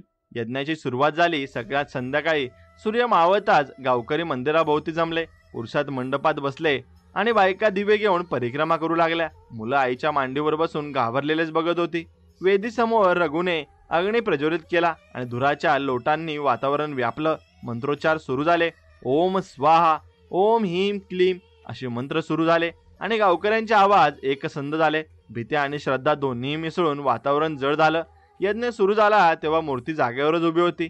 दिव्याच्या उजेडात तिचा चेहरा अधिक गंभीर दिसत होता. डोळे जणू गावकऱ्यांकडेच रोखलेले. लोक तिच्याकडे बघून घाबरत होते. कुणी डोळे मिटून बसलं, कुणी हात जोडून प्रार्थना करू लागलं. यज्ञ जोरात सुरू होता. रघु मंत्र म्हणत होता आणि गावकरी त्याला साथ देत होते. अग्नी जळत होता, पण जसजशी रात्र गडद होत गेली तसतसं वातावरण बदलायला लागलं. वारा जोरात वाहू लागला. मशाली थरथरू लागल्या. अग्नीचे लोट वर उंच उसळू लागले. लोक दचकले. अचानक गणू ओरडला, पहा, मूर्ती हलते. सगळ्यांची नजर मूर्तीकडे गेली. हो, मूर्तीचा डावा खांदा हल्ल्यासारखा झाला होता. लोक गोंधळले. काही उठून मागे सरकले. रघुने त्यांना आवरलं, घाबरू नका, मंत्र म्हणत राहा. लोक थरथरत होते, पण तरी मंत्र सुरू ठेवले. मूर्ती पुन्हा हल्ली. यावेळेस तिचा पाय थोडा पुढे सरकला. लोकांच्या अंगावर काटा आला. एक बाई जोरात ओरडली, देवी चालते. गावात गोंधळ माजला. काही लोक पळू लागले, काही जागेवर थरथर कापू लागले. बापू काका हात जोडून बसले. ते म्हणाले, हे वाईट आहे. यज्ञ चालू असताना मूर्ती हल्ली म्हणजे देवी रागवली आहे.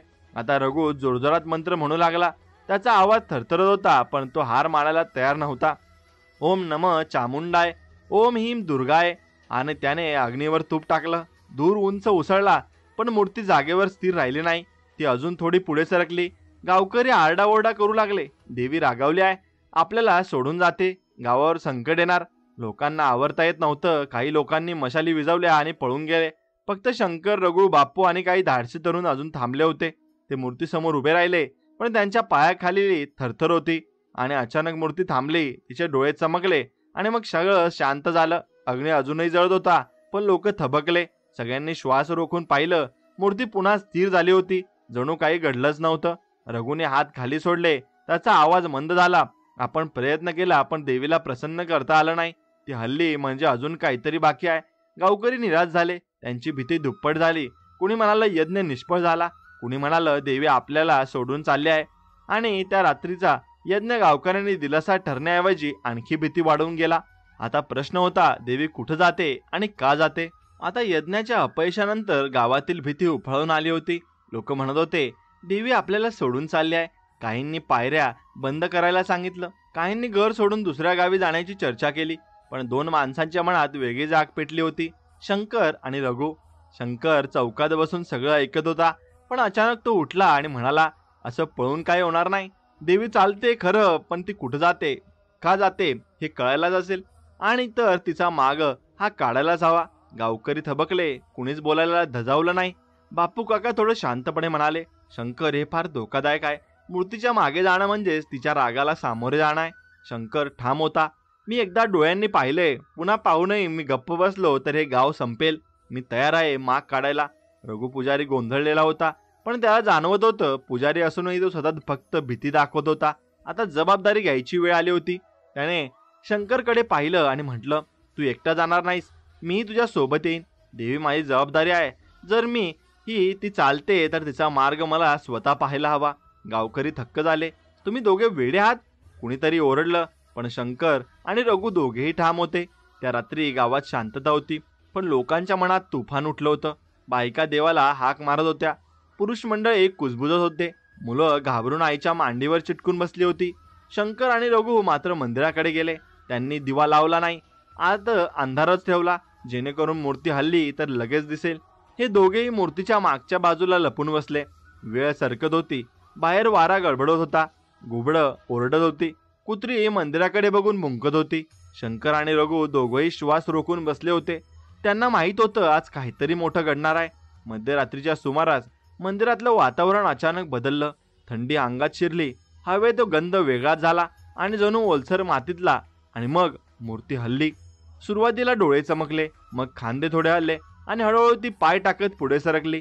शंकर आणि रघु दोरे थरथर कापत होते, पण त्यांनी पळून न जाता जागेवर बसून पाहिलं. मूर्तीने जड पावलं टाकलं आणि मग दुसरं, आणि मंद आवाजात आला, ठक ठक, आणि मूर्ती मंदिराच्या दाराकडे गेली आणि दार आपोआप उघडलं.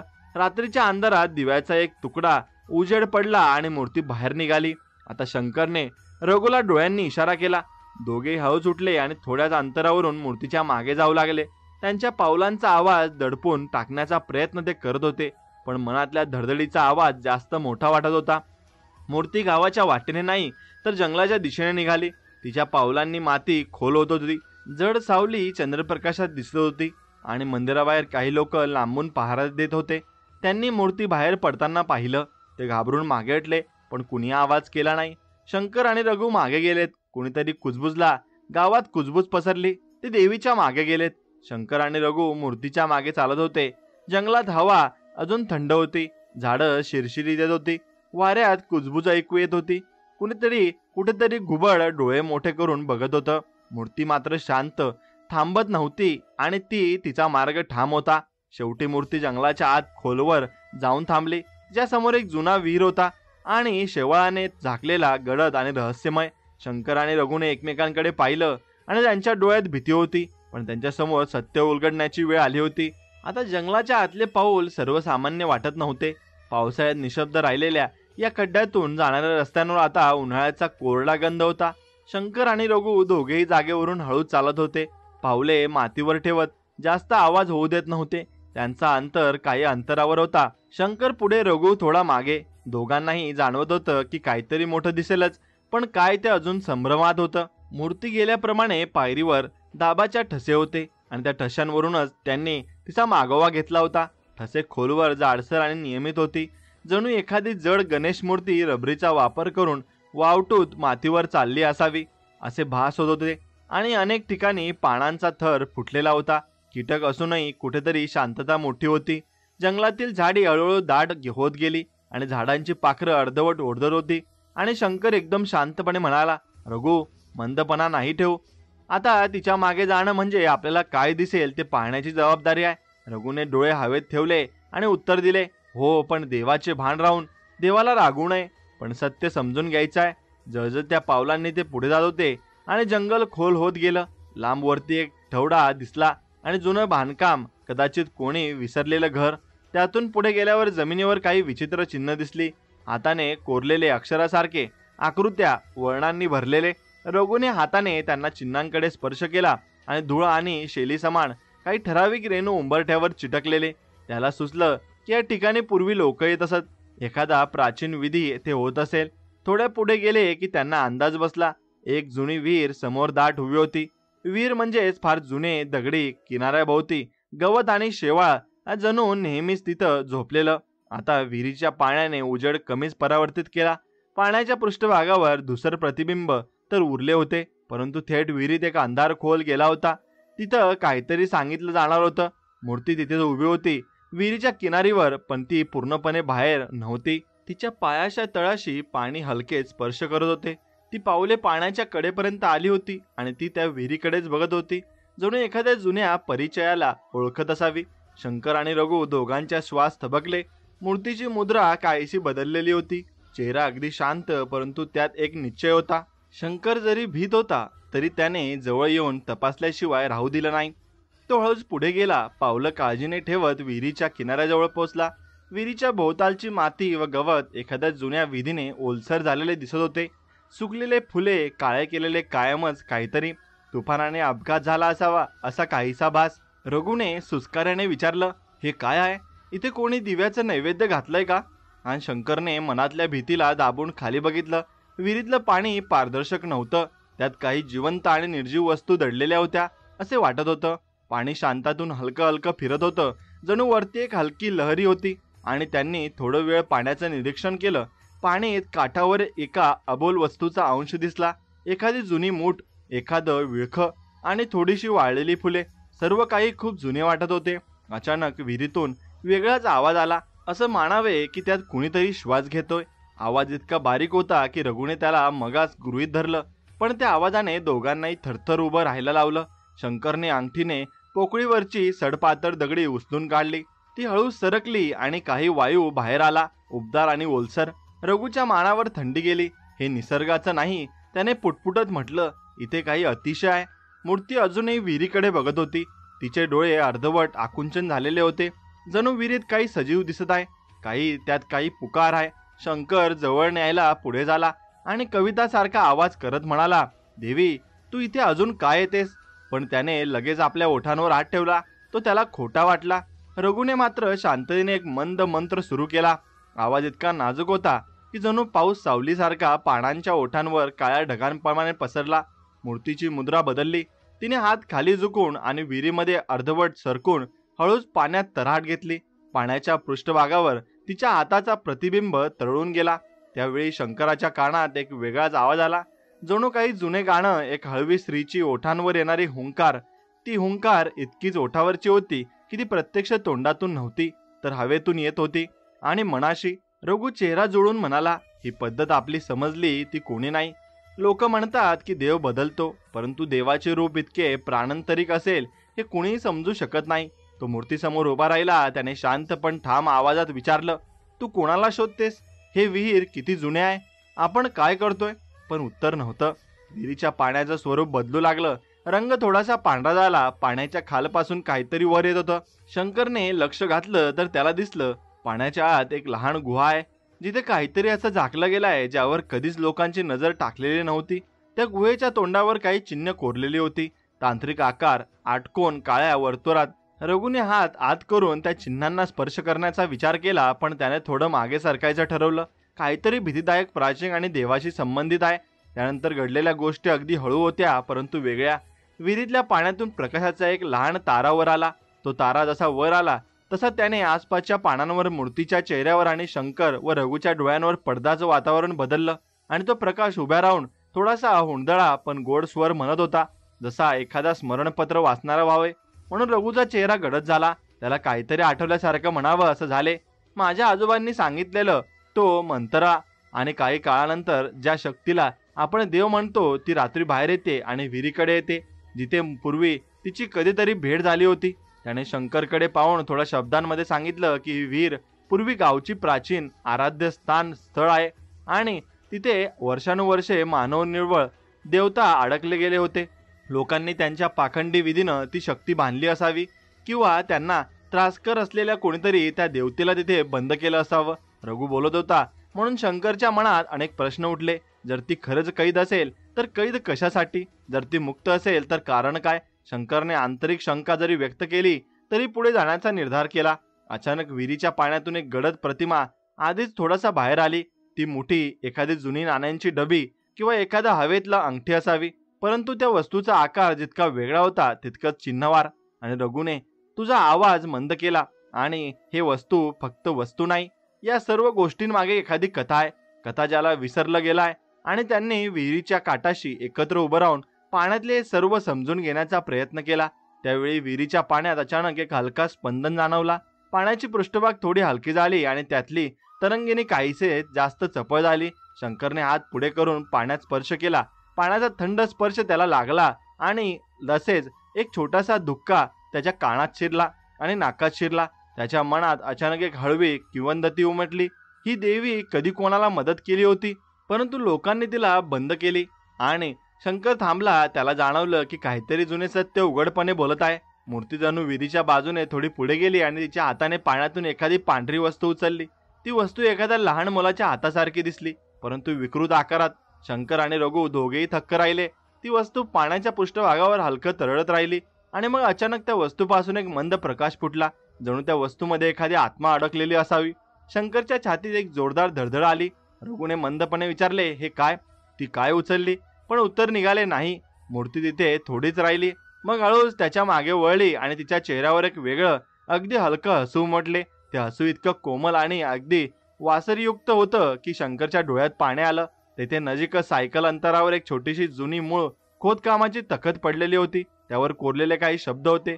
रघुने ती तखत उचलली आणि टेक्स्ट पाहिला, आणि मोठ्या अक्षरात काही प्राचीन नावे आणि तारखा कोरलेल्या होत्या. त्यात एका नावाचा उल्लेख होता, अश्विनी. त्या नावाने रघुच्या आजीवितेतील आठवणी जागा झाल्या. अश्विनी नावाची एक मुलगी, ज्याबद्दल गावात चर्चाच राहिलेली होती, पण सर्वांनी विसरून गेलं होतं. रघुने कवितेत हे मागे वळून शंकरकडे पाहिलं आणि म्हणाला, कदाचित ही मूर्ती आणि ही विहीर अश्विनीशी संबंधित आहे. शंकरच्या मनात असंख्य प्रश्न उफाळले. अश्विनी कोण? काय हे सर्व तिच्याशी जोडलेलं? ही मूर्ती का बाहेर येते? विहिरीत काय आहे जे तिला ओढतं? परंतु पुढे काय करायचं शोधणे आणि समजून घेणे हेच आता त्यांच्या हातात होतं. तेव्हा अचानक विहिरीच्या आतून एक मोठा आवाज आला, एखादी एकाकी ओरडणारी ध्वनी. आवाज इतका घुमटा आणि खोल होता की दोघांची त्वचा कापली. त्या आवाजात अशी वेदना होती की दोघांनाही अचानक त्यांच्या नोकऱ्यांच्या आठवणीत एक आठवण आली आणि काही जुने, काहीतरी विसरलेलं. शंकरने रघुला पकडलं. आपण आता परत जाऊन गावकऱ्यांना सांगू का? त्याने विचारलं. रघुने डोळे मिटले आणि उत्तर दिले, नाही, मी आधी एकदा पाहून येतो. पण लक्षात ठेव, आपण कोणालाही कोणताही ठसठशीत बोलणार नाही. हे संवेदनशील आहे. म्हणून ते दोघे हातात हात घालून थोडे पुढे गेले. मूर्तीच्या मागे विहिरीच्या पलीकडे दाट झाडी होती आणि त्या झाडीत आज काहीच दिसत नव्हतं, परंतु त्या झाडांचा सुवास आणि त्या पाण्याची थंडी अशी होते की दोघांच्या अंगावरचं ठसठशीत भावना उमटली. ते जाणवत होते की पुढे काय उलगडणार हे खूप महत्वाचं आहे. अखेर ते एका छोट्या आणि थोड्या अंतरावर थांबले. तिथे विहिरीनंतर पुढे काहीच नव्हतं आणि जंगलाची गती वेगळी होती. तिथे अचानक मूर्तीने शंकरकडे थोडी वळून पाहिलं. तिच्या चेहऱ्यावर एका प्रकारची अनुत्तरित मागणी होती. शंकरने डोकं खाली करून तिच्या डोळ्यांमध्ये पाहिलं आणि त्याला एकच विचार आला, हे देव आहे की पीडित आहे. आणि मग त्या क्षणी त्याने ठरवलं की जर सत्य समोर आलं तर ते गावकरी आणि लोकांसमोर नीट सांगतील, पण आधी त्यांनी जी खरी गोष्ट पाहिली होती ती पूर्णपणे समजून घेणार. आता विहिरीजवळ उभं राहून शंकर आणि रघु थबकले होते. मूर्ती समोर उभी शांत पण जिवंत भासत होती. पाण्यातून मंद आवाज येत होता, जणू कुणीतरी खोलवरून श्वास घेतोय. आणि त्या दगडी तख्तावर कोरलेलं नाव अश्विनी. हा क्षण तसा शांत होता, पण दोघांच्या अंगावर काटा आला. विहिरीतून पुन्हा आवाज आला. तो साधा नव्हता, तो स्वर होता, एक हळवा गाण्यासारखा. देवा मला सोड, मला विसरू नको. शंकरच्या डोळ्यातून पाणी आलं. त्याने रघुला विचारलं, हे खरंच आहे का? मी भ्रम बघतोय का? रघुचा आवाज थरथरला. नाही शंकर, मी ऐकतोय, हा श्रीचा आवाज आहे. दोघांनी एकमेकांकडे पाहिलं. हा फक्त आवाज नव्हता तर एखाद्या आत्म्याचा आक्रोश होता. रघु थोडा मागे सरकला आणि हळू आवाजात म्हणाला, माझ्या आजोबांनी सांगितलं होतं, खूप वर्षापूर्वी या गावात अश्विनी नावाची मुलगी होती. ती अतिशय सुंदर पण त्याहूनही दयाळू. गावातल्या प्रत्येकाला ती मदत करायची. म्हणतात तिच्याकडे काही अलौकिक शक्ती होती. आजारी माणूस बरा व्हायचा, बांज बायकांना मुलं व्हायची, वाद मिटायचे आणि लोक तिला देवी मानू लागले. शंकर शांतपणे ऐकत होता. रघु पुढे म्हणाला, पण काही जणांना तिचा हेवा वाटला. गावातल्या सरदाराने आणि काही पुजाऱ्यांनी ठरवलं की ही मुलगी साधी नाही, हिच्यात काहीतरी दैव शक्ती आहे. त्यांनी लोकांना भडकवलं आणि मग तिला या विहिरीत जिवंत कैद केलं. शंकर दचकला, म्हणजे ही मूर्ती? रघु म्हणाला, हो, लोकांनी तिचं रूप दगडात बांधलं आणि हीच ती अश्विनी. मूर्ती शांतपणे तिथेच उभी होती, पण आता शंकरच्या डोळ्यात तिचा चेहरा वेगळाच भासत होता. तो फक्त दगड नव्हता, तो एक जिवंत स्त्रीचा कैद झालेला चेहरा होता, अश्विनीचा. मूर्तीचे डोळे पुन्हा चमकले. विहिरीतून आलेला आवाज आता स्पष्ट झाला, मी इथे आहे, मला मुक्त कर. शंकर थरथर कापत म्हणाला, रघु ही देवता नाही, एक आत्मा आहे, पण देवतेसारखी शक्ती तिला आहे. रघु मान हलवत म्हणाला, म्हणूनच ती मूर्ती रात्री चालते. तिला तिच्या कैदेचं ठिकाण ओढतं. ती इथे येते पण पूर्ण मुक्त होऊ शकत नाही. दोघांनी एक गोष्ट स्पष्ट केली. गावकऱ्यांनी जी देवी मानली होती ती खरं तर कैद झालेली अश्विनी होती. तिचं रक्षण करायचं होतं, पण गावकऱ्यांच्या अंधश्रद्धेमुळे तिला शिक्षा झाली. आता ती आत्मा रात्री मूर्तीच्या रूपात जागी व्हायची आणि विहिरीकडे यायची. शंकरने डोकं हलवत म्हणाला, गावकऱ्यांना हे सांगितलं तर ते घाबरून जातील, त्यांना वाटेल आपण पाप केलंय. रघु गंभीर झाला, पण सत्य लपवून काही उपयोग नाही. ती गोष्ट जितक्या लवकर समजेल तितकं चांगलं, नाहीतर गाव आणखी संकटात पडेल. शंकर म्हणाला, पण तिला मुक्त करायचं कसं? विहिरीतून पुन्हा स्वर आला, तुम्ही जे कराल ते मनापासून करा, पण मला सोडवा. आता त्या क्षणी पाण्याच्या पृष्ठभागावर लहरी उठल्या. त्या लहरीतून एखादं प्रतिबिंब दिसलं, गावाचं. गाव दिसत होतं, पण ते गाव शांत नव्हतं. घरं जळत होती, लोक पळत होते, मुलं रडत होती. शंकर घाबरून मागे हटला, हे काय आहे? रघु शांत पण गंभीर स्वरात म्हणाला, ही सूचना आहे. जर अश्विनीचा आत्मा मुक्त झाला नाही तर तिचा कोप गावावर पडेल. आता शंकर आणि रघु विहिरीजवळ परत आले तेव्हा सकाळी पाझरले आणि तशीच धुक्याची अधूनमधून झलक होती. त्यांनी जे पाहिलं ते गावकऱ्यांना सांगितलं. अश्विनीची कथा, विहिरीचा आवाज, पाण्यातून जे काही निघतंय ते. लोकांमध्ये वेगवेगळे प्रतिसाद होते. काहींना नाखुशी, काहींना रोष, काहींना भय आणि काहींना पश्चाताप. रात्री पुन्हा एक सभा बोलवण्यात आली. मंडप नव्हता, चौक भरला होता. सर्वांचे चेहरे थकलेले, डोळे लाल, सावल्या दीर्घ होऊन सर्वांच्या माथ्यावर पडत होत्या. रघु आणि शंकर बैठकीच्या मध्यवर्ती जागी उभे होते. बाप्पू काका आल्या आणि गणू दमलेला आणि भिक्या मोकळा आणि नक्कीच गावातील सरदार मधूचे वडील देखील आले होते, ज्याने आधी अश्विनीच्या विरोधात भूमिका उचलली होती. मधू आणि कटू स्वरात म्हणाला, ते आता पुरेसं झालं. कधीपर्यंत आपण हे सहन करणार? आज रात्री आपण मंदिराची दारं बंद करू, वीर झाकून टाकू, मग हा त्रास थांबेल. त्यांच्या आवाजात तीव्रतेसोबत उग्रता होती. लोकांनाही हवी होती काही निर्णय, परंतु निर्णय बिनविचाराचे असतील का हे कुणी पाहत नव्हतं. बाप्पू काका डोळे मिटून म्हणाले, आपल्या भीतीचा मार्ग नको, सत्य समोर आणलं पाहिजे. आपण जे पाप केले त्याची कबुली देत नाहीत तर कसं ठीक होईल? त्याचा शांत पण ठाम बोलण्यात काही आत्मविश्वास होता. गणू ओरडला, मी सुरुवातीपासून सांगतोय, आमचा तमाशा करतोय. देवी आम्हाला तोंड दाखवत आहे, आम्हाला गोष्ट समजून घेतली पाहिजे. पण मधू वडीलने त्याला कटाक्षाने पाहिलेच आणि शंकरने मग एकत्र करून बोलायचे ठरवले. त्याने मूळ गोष्ट पुन्हा स्पष्टपणे सांगितली. विहिरी, नाव अश्विनी, मूर्तीचा प्रत्येक रात्रीचा प्रवास आणि विहिरीतल्या आवाजाचा मागमूस. तो म्हणाला, आपण म्हणलो की देव आपल्याला सोडायची धमकी देते, पण खरं तर एखादी मनुष्यपुत्री आक्रांत आणि तिला मुक्त करायला हवं. तिचा कोप आपण सारखाच झेलतोय. लोक उगाच टिकटिकले. मधू वडील म्हणाले, मुक्त करायचं म्हणजे आपण काय करणार? देवाला आपण सोडून देऊ? त्याचा राग उतरावाचक होता आणि शंकरने आग्रह धरला, मुक्त करण्याचा एक मार्ग आहे. रघुने विहिरीतली काही वस्तू दाखवली होती, ज्यावर नाव होते. ती वस्तू कदाचित अश्विनीची संबंधित आहे. लोक म्हणाले की गावात पूर्वी झालेली एक विसंगत घटना आहे. एखादी दुर्भाग्यवश झालेली हत्या किंवा कपट यामुळे तिचा आत्मा या विहिरीत अडकला असावा. आपण जर त्या वस्तूला त्या आठवणीला सन्मानाने आणि क्षमतेने सामोरे गेलो, तसेच गावभरात सामूहिक प्रायश्चित केले, तर कदाचित तिचे वेदना कमी होईल. रघु त्या सूचनेला साथ देत म्हणाला, प्रक्रिया अशी असेल, रात्रभर आपण विहिरीजवळ भजन करू, मनापासून प्रार्थना करू. ज्यांनी कष्ट दिले त्यांना आपला अपराध मान्य करायला लागेल. शेवटी त्या वस्तूला पाण्यात सोडून पूर्णपणे तिला मुक्त केले जाईल. त्याचा आवाज खूपच कठीण वाटला, कारण तो मुलाखतीतल्या चाचणीपेक्षा काही वेगळं सांगत होता. स्वतःच्या चुका मान्य करणे. मधू वडील आडवरत्या शांतपणे म्हणाला, जर हाच मार्ग असेल तर मी तयार आहे, परंतु जर त्याने गावावर आणखी संकट आणले तर उत्तर कोण देणार? त्याच्या गर्जना आवाजात लोभ होता, आणि पण लोकांना ही गोष्ट करायची गरज वाटली. एका बाजूला भीती होती, पण दुसरीकडे समाधानही की तरी काहीतरी करणं चालू आहे. म्हणून संध्याकाळ ढळताच मंडप आणि विहिरीपर्यंतच्या मार्गावर लोकांची गर्दी वाढली. काही लोक हातात धारदार मशाल घेऊन आले, तर बायकांनी फुलं, तांबडे दागिने, साखर, तूप आणि पाहिले पान आणली. आणि रघुने सर्वात शांत राहण्याची हुकूम दिली. काही ओरडू नका, काही धूप जाळू नका, जास्तीचे, आणि जे करायचे ते मनापासून करायचं, तो म्हणाला. शंकरने विहिरीकडून लहान तकत आणि कपडा आणला, जो त्याला रघुने दाखवला होता. लोकांमध्ये काही लोकांना त्यावरून घृणा होती, काहींना तर करुणेपणा, आणि पण कुणाच्याही हातातल्या हृदयातच एकच भावना, आपण हे करून घ्यायलाच निघालोय. रात्र जवळ आली. तमाम गावाची कत्ती विहिरीकडे वळली. लोक ओठ कुरतडून मंत्र म्हणत होते, आणि काही लोक हळूहळू बोंब हलवत होते. आणि म्हणून जणू त्यांच्या ओठातून जे बाहेर येत होतं ते पापमुक्तीचे शब्द होतं. आणि रघुने तेजोमय गंधाने मंत्र वाचणे सुरू केले. शंकराने मंद आवाजात गावकऱ्यांसाठी काही नितांत जीवनातील संकेत दिले. सत्य सांगा, माफी मागितलं तर माफ करा, आणि जे चोरीच्या किंवा अन्यायाच्या वस्तूंना धरून ठेवलंय ते परत करा. शिवाय त्या रात्री काही लोकांनी उघड्याने कबुली देखील दिल्या. ज्यांनी अश्विनीशी अन्याय केला असेल त्यांनी मान डोकून हो मी केले असे म्हटले. गर्दीतून काही लोक निघाले. मीच तिच्या घराच्या मालकाला फसवलो होतो, मीच त्यावेळी आवाज घटवला होता. ही कबुली ऐकून अनेकांची हृदय हलू लागले.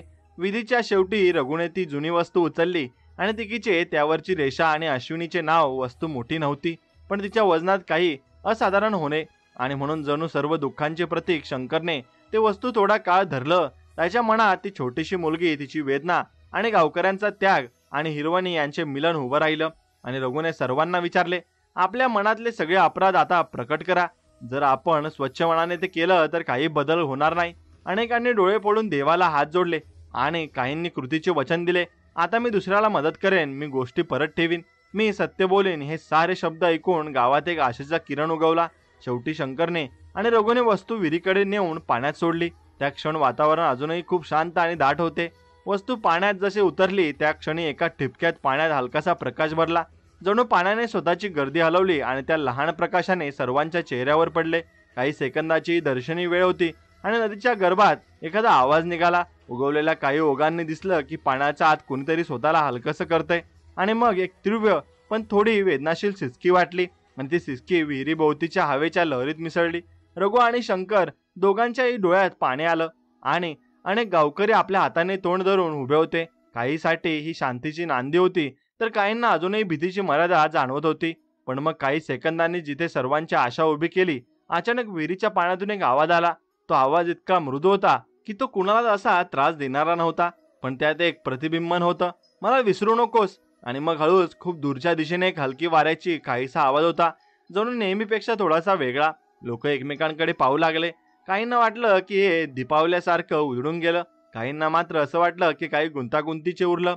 रघुने शांतपणे लोकांना विनंती केली, आता शांत राहा. आपण जितक्या मनाने केले तितकं बदल होईल. आणि परंतु हे रोग तात्पुरते संपायला जर काही शर्त राहिली असेल तर ती काळजी घेणं आपलं कर्तव्य आहे. आणि म्हणून त्या रात्रीची शेवटी गावात जास्त मोठा बदल झाला असंही वाटलं, आणि नाही म्हणून काहींना वाटलं अर्ध शांतता आल्यासारखे. पण अनेक लोकांच्या मनात अजूनही अनेक प्रश्न उरले. विहिरीची पृष्ठभाग क्वचितच हलवल्या, त्यातील लहर मात्र काहीशी वेगळ्या प्रकारची होती. अश्विनीच्या नावाचा उल्लेखही आता गावाच्या ओठावरून जपला जातो, आणि लोक आता एक वेगळे वर्तन करण्यास तयार झाले होते. काहींना पश्चाताप करायला सुरुवात करायची होती, तर काहींच्या मनात अजून संशय होता. शंकर आणि रघु रात्रभर विहिरीजवळ उभे राहिले, थकले पण शांत. त्यांनी पाहिलं, पाऊल उचललं होतं, आणि पण अंतिम समाधान आलंय की नाही हे पुन्हा येणाऱ्या दिवसातच काम होतं. गाव काटकसरीने पाहत होतं. काही लोकांनी मंदिराच्या दारापुढे दिवे लावून ठेवले, काहींनी विहिरीच्या काठावर फुलांची माळ ठेवली, तरी सर्वांमध्ये एकच भावना होती, आता सत्य समोर आहे, पण त्याच्याशी राहूनच आपण पुढे जाऊ. विहिरीजवळच्या त्या रात्रीच्या विधीनंतर गाव काही दिवस शांत होता. प्राण्यांचे अचानक मृत्यू थांबले. रात्री मंदिराजवळची थरारक थंडीही कमी झाली. लोकांच्या चेहऱ्यावर थोडं समाधान आलं, पण डोळ्यात अजूनही शंका होती. लोक म्हणत होते कदाचित अश्विनी शांत झाली असेल, कदाचित अजून नाही. सगळ्यांना ठाऊक होतं निर्णय घ्यायचाच आहे. 15व्या दिवशी सकाळी पुन्हा चौकात सगळे जमले. बापू काका शांत होते. गणू अजूनही स्वतःचं बरोबर ठरवण्यात व्यस्त होता. मधू वडील गंभीर दिसत होते आणि रघु आणि शंकर दोघंही निर्धाराने बसले होते. बापू काका म्हणाले, आपण एवढं सगळं केलं तरी अजूनही मूर्ती तिथेच आहे. प्रश्न आहे, आपण मंदिर कायम ठेवू का बंद करू? आता गावकरी कुजबुजू लागले. काहींनी म्हटलं देवीचा अपमान नको, मंदिर ठेवूया. काहींनी म्हटलं भीतीत जगण्यापेक्षा मंदिर बंद करावं. आता शंकरने उभं राहून सांगितलं, गावकरी हो, मी मूर्तीला चालताना पाहिलंय. मी तिच्या मागे जाऊन विहिरीपर्यंत पोहोचलोय. मला ठाऊक आहे हे फक्त दगड नाही, ही कैद झालेली आत्मा आहे. आपण मंदिर ठेवलं तर ती कैद कायम राहील आणि आपल्याला तिची मुक्ती करावी लागेल. गावकरी हादरले. मुक्ती म्हणजे काय? कुणीतरी विचारलं. रघु म्हणाला, मूर्तीला तिच्या जागेवरून हटवून विहिरीत विसर्जन करावं लागेल. अश्विनीला जी कैदेत टाकलं गेलं होतं ते बंधन आपणच तोडायला हवं. गावकरी घाबरले. मूर्ती हलवायची हे पाप आहे, देवी कोप करेल, आपण नाही धजावू शकत. मधू वडील रागाने म्हणाले, तुम्ही मूर्ती विहिरीत टाकणार, गाव नष्ट होईल. शंकरने ठाम आवाजात उत्तर दिलं, गाव आधीच नष्ट होण्याच्या मार्गावर आहे. भीतीत जगणं म्हणजे नाशच. आपण खरं धाडस केलं तर वाचू. दीर्घ चर्चेनंतर बापू काका उठले. आपण चुकी केली होती, अश्विनीला कैद केलं होतं. आता आपणच ती चूक दुरुस्त करायची.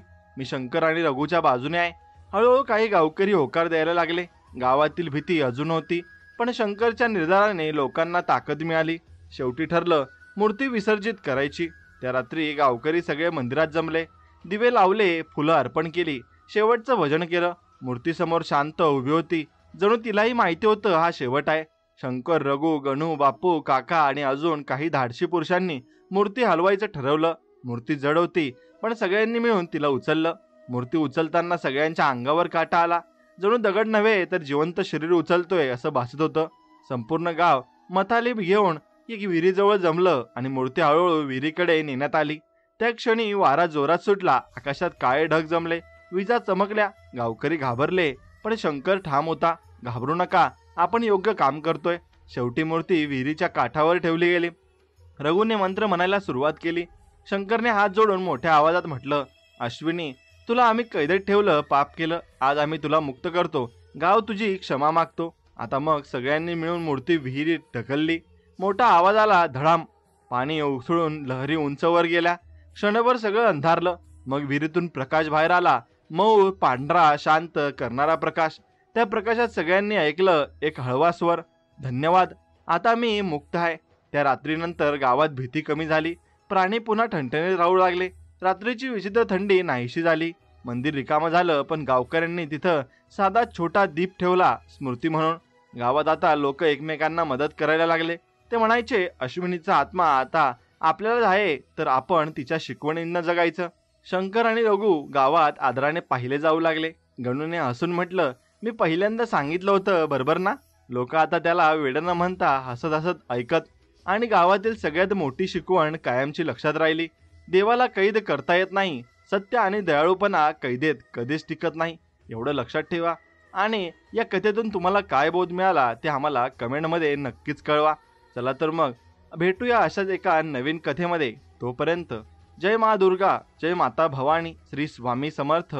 आणि अशाच कथा ऐकण्यासाठी ही कथा तुमच्या जवळच्या मित्रमैत्रिणींसोबत नक्की शेअर करा आणि पुढे पाठवा. तोपर्यंत भेटूया पुढच्या व्हिडिओमध्ये. धन्यवाद.